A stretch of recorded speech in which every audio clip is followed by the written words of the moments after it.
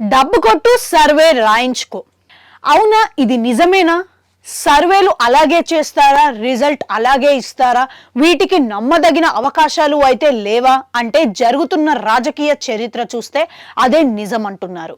కాదేది కాస్తులకు అతీతం అన్నట్లుగా సర్వేలకు కూడా రంగు, రుచి, వాసన బాగా అంటుకుంటాయని అంటున్నారు.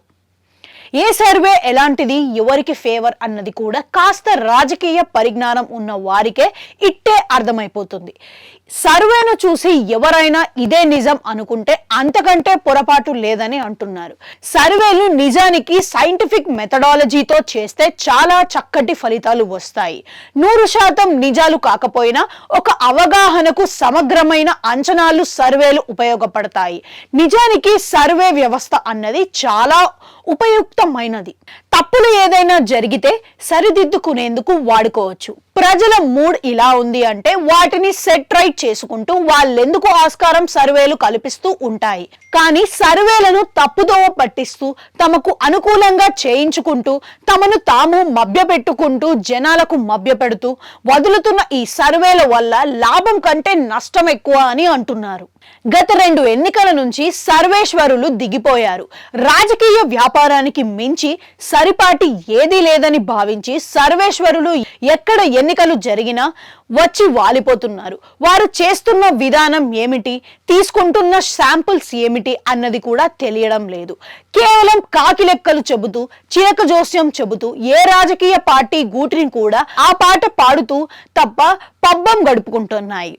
ఫలితంగా సర్వేలను నమ్ముతున్న రాజకీయ పార్టీలు బొక్కబోర్ల పడుతున్నాయి.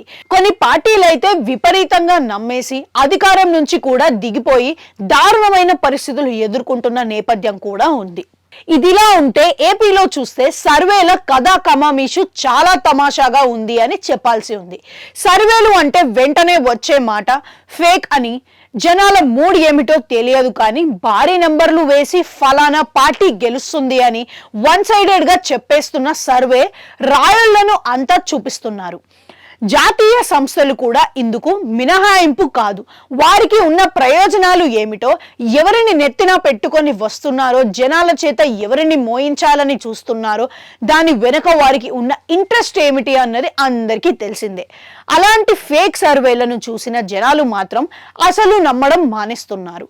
కేవలం పలుకుబడి డబ్బులకు లొంగి ప్రతిష్టాత్మకమైన జాతీయ సంస్థలు కూడా సర్వేలు ఇస్తున్నాయంటే దిగజారుడు పోకడాలకు ఇది నిదర్శనమని అంటున్నారు. నిజంగా చూస్తుంటే ఈ సంస్థలు తమ ఇమేజ్ ని సైతం పక్కన పెట్టి ఈ విధంగా రాజకీయ ఉచ్చులో చిక్కుకుపోవడం ద్వారా చేస్తున్నది ఏమిటి అన్నది కూడా అంతా ఆలోచన నేపథ్యం ఉంది. ఇక ఎవరితో బిజినెస్ రిలేషన్ ఉంటే వారికి అనుకూలంగా సర్వేలు చేసి ఇవ్వడం కూడా అలవాటుగా మారింది అని అంటున్నారు. దాని ఫల క్రెడిబిలిటీ ఆయా సంస్థలకే పోతుంది.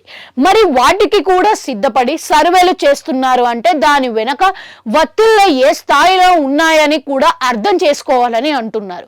ఈ రకంగా దిగజారుడు తీరులో ఇస్తున్న సర్వేలు వస్తున్న పోకడలు చూసిన విద్వాంతులు కానీ, టీవీలు చూస్తున్న వారు కానీ, సోషల్ మీడియాలో చురుకుగా ఉండేవారు కానీ అసలు నమ్మడం లేదు. సరికాదా సర్వేలను వ్యతిరేకంగా మాట్లాడుతున్నారు. గ్రౌండ్ రియాలిటీస్ అన్నవి అక్కడ ఉన్న ఓటర్లకు తెలుస్తాయి. అలాగే అభ్యర్థులు ఎంతో కొంత వాడి నాడి అర్థం అవుతుంది. ఇక రాజకీయ పార్టీలు అధినేతలు జనాల్లోకి వెళ్తున్నప్పుడు జనంలో వచ్చే స్పందన వల్ల కొంత అర్థం చేసుకోగలుగుతున్నారు. కానీ వాటిని పక్కన పెట్టి ఎక్కడో కూర్చొని అంకెల గారడితో ఇచ్చే సర్వేలను నమ్ముకుంటే మాత్రం నిండా మునగడం ఖాయమని అంటున్నారు. కర్ణాటక, మధ్యప్రదేశ్, రాజస్థాన్, ఛత్తీస్గఢ్ రాష్ట్రాలలో చేసిన సర్వేలలో దాదాపుగా మెజారిటీ శాతం ఫెయిల్ అయ్యాయి.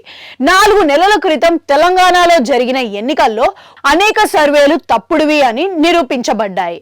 ఇప్పుడు ఏపీలో వస్తున్న సర్వేలు తీరుని కూడా జనాలు తమ తీర్పు ద్వారా ఎక్కడో పెడతారు అని అంటున్నారు. వెనకటికి ఒక జ్యోతిష్కుడు పుడితే ఆడపిల్ల లేకపోతే మగపిల్లాడు అని చెప్పాడట. అలా ఏపీలో 2 పార్టీలు ఉన్నాయి. అందువల్ల ఎవరు వచ్చినా మా క్రెడిట్, మా సర్వే క్రెడిట్ అని చెప్పుకునే వారు కూడా తయారవుతున్నారు.